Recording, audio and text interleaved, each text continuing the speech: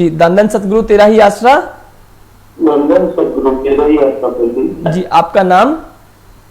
संतोष कुमार जायसवाल। जी संतोष जी, कहाँ से बात कर रहे हो?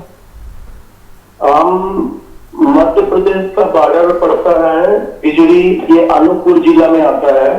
जी जी जी। और यहाँ से छत्तीसगढ़ प्रारंभ हो जाता है हमारे गांव के आगे। जी हाँ जी, हाँ जी, बहुत आपका बहुत बहुत स्वागत है इस कार्यक्रम में। जी जी जी, तो हाँ बताइए, आप डेरा सच्चा सौदा सिरसा के साथ कब से जुड़े हो?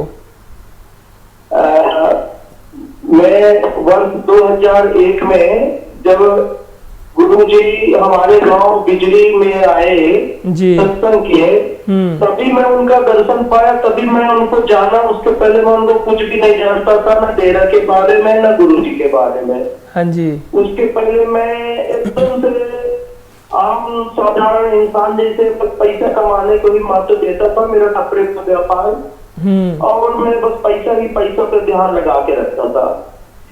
कर्म धर्म भी करता था। उस दिन रामनवमी का दिन था, मैं 9 दिन से व्रत था, और उस दिन में मुझे कुल देवताओं का अपना पूजा करना था जी। लेकिन हम सोचे कि चलो गुरुजी आए तो पहले इनका सत्संग सुन लेते हैं, हाँ जी, फिर उसके बाद पूजा पाठ होगा जी। तो हम सत्संग पंडाल में चले गए, और जब सुनना शुरू किए तो इतना यानी वैराग्य आना शुरू हो गया, इतना आंसू आवे, और मैं अगल बगल वाले मुझे देख न ले आंसू समाते, तो मैं अपना मुंह छिपा के रखा था, बस केवल अपनी निगाह गुरुजी की तरफ रखता था।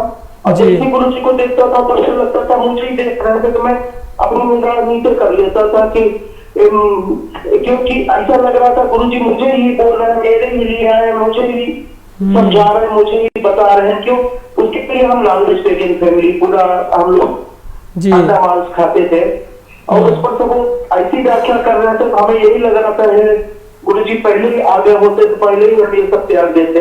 हाँ जी, हाँ जी। और बहुत कुछ उनका सुनने के बाद पता लगा कि मुझे जिस चीज की तलाश थी वो मिल गई आज, क्योंकि मेरे मन में ख्याल आया करता था कि जिंदगी का मकसद क्या है, जिंदगी जीना कैसे चाहिए, ऐसा अब तक मेरा ख्याल आया करता था जी जी। तो गुरुजी की बातें सुन के मैं इतना प्रभावित हो गया था कि मुझे और कुछ भी अच्छा नहीं लग रहा था गुरुजी के सिवा।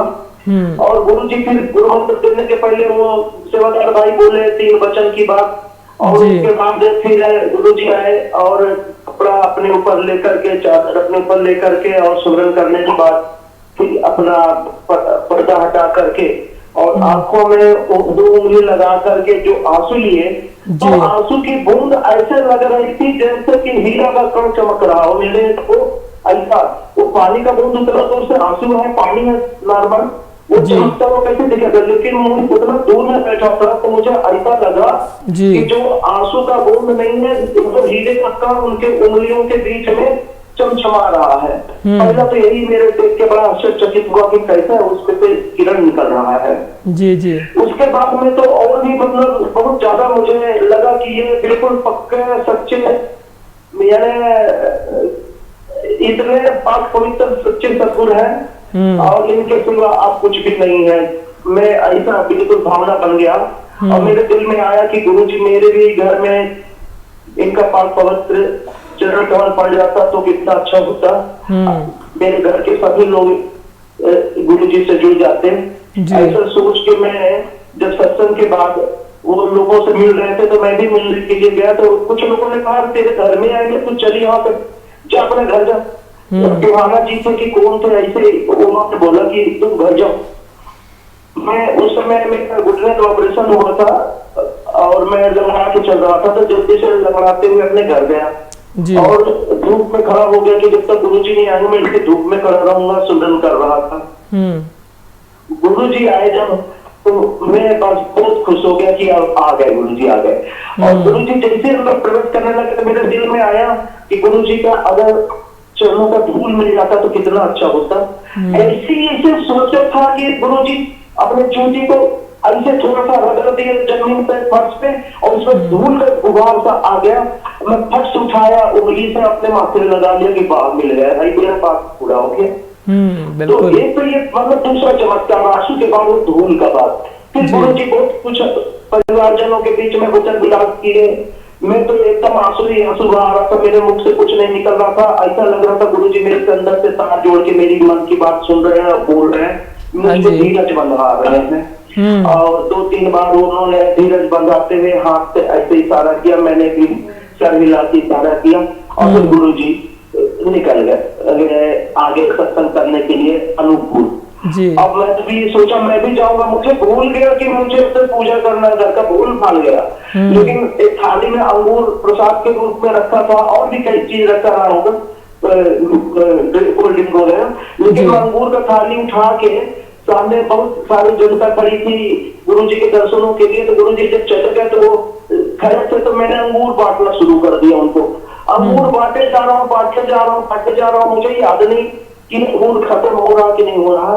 मुझे बहुत समय बाद एक लम्बू सोनी करके था, तो उसने बताया कि भैया वो तो खुद परमात्मा है, भगवान है। अब कैसे तुम जान गए? तो वो बोला कि भैया आप एक थाली, एक छोटा सा थाली था फूल का, उसमें आप इतना अंगूर बांटे लोगों को, थाली से अंगूर खत्म नहीं हो रहा था। मैं कहा अरे मैं तो ध्यान नहीं दिया, हाँ ये बात जरूर है, बहुत लोग थे, मैं बहुत अंगूर बांटे पड़ा था और उसका अंगूर थाली से खत्म नहीं हो रहा था, इस बात से मैंने ध्यान नहीं दिया। लेकिन वो 5-6 महीने बाद बताया, तो फिर मैं कहा बिल्कुल हो सकता है, क्योंकि इतना अंगूर तो नहीं था कि मैं उतना लोगों को बांट लेता। एक मुट्ठी, एक मुट्ठी तक होती है पड़ा था। तो एक तो ये तीसरा करिश्मा अंगूर बांटता। फिर मैं तो सीधे भागा गुरु जी के पीछे पीछे दरबार, वहां गया अनूपपुर, वहां रेस्ट हाउस में गुरु जी रुके थे। हाँ जी। तो मैं भी चला गया। उसके बाद फिर वहां पे भी एक बात आई मेरे दिल में था, मेरा एक बगीचा था कि मैं कहा इसको मैं वृद्धाश्रम बनाऊंगा। उस पर मैंने बात किया तो बोले कि गुरुजी अगर ले लेते, मैंने एक सेवा बोला ले लेते और उसमें आश्रम डाल देते, बहुत अच्छा होता। हाँ जी। तो वो बोले कि भाई तू नाम कब लिया? मैं कहा आज ही लिया हूँ। तो कहे तो नाम ये किसी से कुछ सामान थोड़ी ना लेते हैं, ये तो दाता है, देने वाले हैं, तेरा भाव देखकर क्या करेंगे लेकिन और तेरा तो ख्याल ऐसे जैसे टाटा बिरला वाले अपने नाम के लिए। मैं कहा नाम के लिए नहीं, मैं तो अपने बारे में सोचा, नाम के भावना तो मेरे दिल में थे ही नहीं। तो ऐसे ही सोचा कि लोगों का कल्याण होगा, अच्छा हो जाएगा, इसलिए मैं सोचा था, ऐसे सोच के मैं बैठा। उसके बाद वो पता नहीं क्या सोचे, फिर वो बताया कि हम तो एसडीएम थे और कलेक्टर की डिप्टी कलेक्टर ऐसे कुछ हो गए, फिर हमने सब इस्तीफा देकर के गुरुजी के चरणों में सेवा में लगे हैं। ऐसा बताया। फिर मुझे लगा अरे बाप रे, एक से लोग यहाँ तो गुरुजी से ऐसे आनंद प्राप्त करके जुड़े हुए हैं, मुझे और भी यकीन आने लगा। इसी तरह से एक वाक्य और हुआ। दूसरी बार जब गुरुजी बैकुंठपुर आश्रम आए और हमारे बिजली बंद करके जा रहे थे, उधर सत्संग करना था। जी जी जी। तो हम लोग सब सड़क पे खड़े थे कि गुरुजी का गाड़ी इधर से निकलेगा तो दर्शन पा जाएंगे। मेरी पत्नी भी खड़ी थी साथ में, तो उसके दिल में ये चल रहा था कि गुरुजी आते और कहीं यहीं गाड़ी खड़ी कर लेते और मेरे को कुछ प्रसाद दे देते। अच्छा। तो बस ऐसे सोच रही थी, वो बताई मुझसे बाद में। तो सोच रही थी और गुरुजी बस गाड़ी खड़ी किए और एक छोटा सा पन्नी की थैली में गुरुजी का प्रसाद था, दे दिए पत्नी को। वो अपने मन में सोच रही थी और उसको दे दिए। अब दे दिए तो लगा लिए प्रसाद, तो हमको प्रसाद तो थोड़ा थोड़ा प्रसाद सबको देना शुरू कर दिया। अब बढ़ते जा रहा है और अब प्रसाद बिल्कुल थोड़ी सी थी। मैं खुद अपनी आंखों से देख रहा था कि प्रसाद खत्म नहीं हो रहा था, बातें पड़ी थी। मैं सोचे कि भीड़ में फंसे जा रही है। मैंने उससे के हाथ पे ले लिया, मैं कहा लाओ मैं बांटता हूँ। मैं बांटना शुरू किया और मुझे लग रहा था अरे मुझे भी सबको सुनने उतना जाना है और ये तो क्या बताऊं, और भीड़ खत्म नहीं हो रहा। जैसे ही मैं सोचा भीड़ भी धीरे धीरे खत्म हो गई और प्रसाद भी खत्म हो गया, नहीं तो प्रसाद खत्म होने का नाम नहीं ले रहा था। तो ये एक और मैं अपने जाहिरात करिश्मा देखा कि बूंदी का प्रसाद वाली बात जी। फिर एक बात मैं अक्सर देखिए, हम एक साधारण आदमी, साधारण समझ वाले, तो गुरु जी का वचन की भाई सुबह शाम मालिक का सुमरन करना है, तो हम सुमरन करने बिस्तर पर बैठ जाते थे और जैसे ही 5-7 मिनट सुमरन करते थे कि टेंशन दूर हो जाता था, पर तेज नींद लगती थी और हम बस बिस्तर पे लेट जाते थे, लेटते ही नींद आ जाती थी। और जब सवेरे उठते थे तो बस फिर मालिक का ख्याल आ जाए, फिर 5-7 मिनट सुमरन कर ले, और मन में ये ख्याल आता था कोई बात नहीं, भले 1 घंटा सुमरन नहीं किया, हाँ जी, लेकिन मालिक का सुमरन करते छोड़े, सुमरन करके उठे, ऐसे ख्याल बना रहता था दिल में। और उसके बाद हम सत्संग सुनने गए तो गुरु जी बस यही बात बोले कि भाई तू बिस्तर में बैठ जाता है, हाँ जी, सोने के पहले अब सुमरन करने लगता है, अब तुझे तेरी चिंता गम परेशानी दूर हो जाती है और तू सो जाता है, और फिर सवेरे उठता है, फिर 5 मिनट सुमरन कर लेता है, और ये बोलता है कि मालिक तेरा ही सुमरन करते हुए सोया और तेरा ही सुमरन करते हुए उठा, तू तो बहुत होशियार है रे। ऐसा करके बोले, और बोलने के बाद अपनी निगाहों को मेरे ओर केंद्रित कर दिए। मैं दूर बैठा था तो मुझे ऐसा लगा कि मेरे पास में एकदम है, और उनकी आंख इतनी बड़ी बड़ी मेरे से देखते हुए लगी, पूरी साथ संगत हंस रही थी बात को सुन के, और मेरे आंसू आ गए। मेरी बात ये तो साक्षात अंतर्यामी है, बिल्कुल मन हर दिल में बसे हैं और हर घर की बात जानते हैं, पूरा सबसे जुड़े हुए हैं ये। और मैं एकदम से बिल्कुल बैरागी में आ गया, मेरे आंसू ही आंसू बहने लगा। और मैं इस घटना से ये दावे से कह सकता हूँ, सच्चा सदगुरु जो होता है एकदम पक्का अंतर्यामी होता है, उसमें कोई दो मत नहीं। और इतना कुछ जानने के बाद भाई जी, इस समय जो अभी लॉकडाउन चल रहा है, हाँ जी, हाँ जी, हम सुमरन बहुत करते हैं, कोशिश करते हैं कि सुमरन हो जाए। पहले तो नाम चर्चा में बैठते थे, 10 मिनट के सुमरन में ही मन बहुत भटकता था। अभी अच्छे से मन भी लगता है, फिर भी मन धक्का मार के कभी गिरा भी देता है, लेकिन सदगुरु पे पूरा यकीन है, पूरा भरोसा है। और इस भरोसा को और पुष्ट करने के लिए मेरे दादा जो इस दुनिया में अब नहीं है, उन्होंने सत्संग सुनने के बाद गुरु जी से एक क्लास किया था, मिले गुरु जी से, बोले कि हम बचपन से ओम नमः शिवाय मंत्र का जाप करते हैं, गुरु जी क्या मैं उस मंत्र का जाप न करूं, आपके लिए मंत्र का जाप करूं? तो गुरु जी बोले कि देखो भाई, सभी मंत्र मालिक के ही है, लेकिन जो हमने दिया है उसका भी आप जाप करिए, आपको खुद पता चल जाएगा। तो मेरे दादा उस जाप मंत्र को जाप करते थे, और जाप करने के बाद परमात्मा से मिल लिए और वो फूलने लगे। हम घर में सब लोगों को बोले कि अब तो मुझे यहाँ रहने का मन नहीं करता है, भगवान से मेरी लड़ाई चल रही है आर की पार की, मेरा तो सब काम यहाँ का निपट गया, मेरे को क्यों यहाँ फंसा हो, ले चलो, ऐसा वो बोला करते थे। अच्छा। और रात रात में पूरा जाप करते थे। तो बद्दा के जाप करने से मेरी माता राम परेशान होने लगी, कहीं रात भर जगते हैं, इनका दिमाग खराब हो गया ये तो जी। और हम लोग को, मुझे यकीन था कि बद्दा बिल्कुल सही लाइन पे चल रहा है। मैं बोला नहीं माता राम, ये जो है तो इनको बहुत भक्ति भाव आ गया है, इनका कोई तबीयत खराब नहीं है। तो फिर भी वो कहने लगा भैया रात भर ये भोले भोले करते हैं। तो मैंने पूछा दस्ता से, तो कहा मैं भोले नहीं करता, वो गुरु जी जो मंत्र दिए हैं उसी मंत्र के जाप से मुझे पता चला कि सतश्री अकाल का क्या मतलब है। हम कहें कि सरदार, वो बोले मुझसे प्रश्न किए कि सरदार लोग आपस में कैसे अभिवादन करते हैं, सतश्री काल। हम बताया कि सतश्री काल नहीं बोलते, वो अग्नि में है सत्य श्री अकाल, बोले सोनिया है। परमात्मा जो है तो सत्य स्वरूप है, और माया उसी का सब बनाया है, और वो अकाल है। और इस बात को जो बोलेगा वो निहाल धन हो जाए। बिल्कुल समझाने का ये बात तो एकदम बिल्कुल सच्चे है। मतलब आपको कैसे ख्याल आया इस बात का? क्या गुरु जी जो मंत्र दिए थे उसी मंत्र का जाप करते ये मंत्र भी ख्याल आ गया। तो मैं समझ लिया कि जो मालिक से जुड़ जाता है उसको बहुत सारी ज्ञान अंदर से प्राप्त होने लग जाती है। और जिस दिन हमारे दत्ता जी को जाना था, दुनिया से रुखसत होनी थी, उस दिन दत्ता जी एक बात का और खुलासा किए। अब ये तो उनकी कमाई थी, लेकिन वो क्या खुलासा किए कि मुन्ना, मुझे मुन्ना करके बोलते थे, क्या मुन्ना देखो मैंने मालिक की जप करने से ब्रह्मा विष्णु और शंकर जी का साक्षात दर्शन प्राप्त कर लिया। मैं कहा कि अगर आप जब से ये सब प्राप्त किए तो आपको तो किसी से बताना नहीं चाहिए था, ये तो गुरु जी के वचन थे कि किसी को कुछ भी बताना नहीं है। हाँ बताना तो नहीं चाहिए था, लेकिन हमने बता दिया ना। और उनको तो बचपन का बात जाना था, और वो हमारे परिवार को ये बात का भरोसा दिलाना चाहिए जा रहे होंगे कि इस मंत्र का महत्व समझो, इस मंत्र की ताकत को समझो कि इस मंत्र में कितनी ताकत है।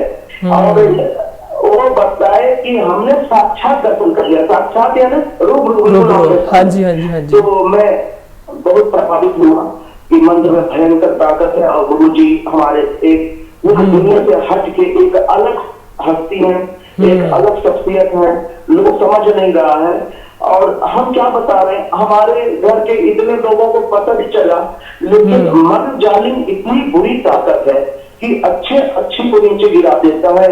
मेरे भाई लोग सभी लोगों को ऐसी भावना नहीं बनी कि एकदम से गिर पड़े और बस नाम ही नाम जैसे, ऐसा भावना नहीं बना। मैं अपने आप के लिए भी बोलता हूँ, मैं कोई ऐसा सुनवा नहीं हूँ, बस माने कि कितना कि मुझे संभाले हुए हैं, वरना मैं तो कहाँ तक कितना गिर जाता, कितना चोट खा जाता। मालिक की कृपा से मैं सब कुछ ठीक ठाक चल रहा हूँ। ये केवल सतगुरु की कृपा है मुझ पर कि मैं ठीक हूँ, वरना तो मेरा बहुत बुरा हाल होता। आज मैं अपने बस सतगुरु पे मुझे इतना एक कहना चाहिए कि उन्हीं पर एक भरोसा है, उन्हीं के ऊपर एक नाज है कि मेरा सतगुरु एकदम पूरे है। और मुझे सतगुरु ने पकड़ा, वरना मैं सतगुरु को क्या जानता था, उसके बारे में कभी कुछ मालूम भी नहीं था कि सतगुरु क्या होते हैं, सतगुरु क्या नहीं होते, और सतगुरु की कितनी अपरंपार महिमा होती है।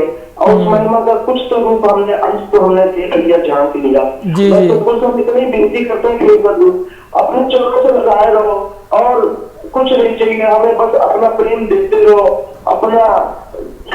अभी हमने नूरानी स्वरूप का दर्शन तो नहीं पाया, लेकिन कुछ तो पाया है।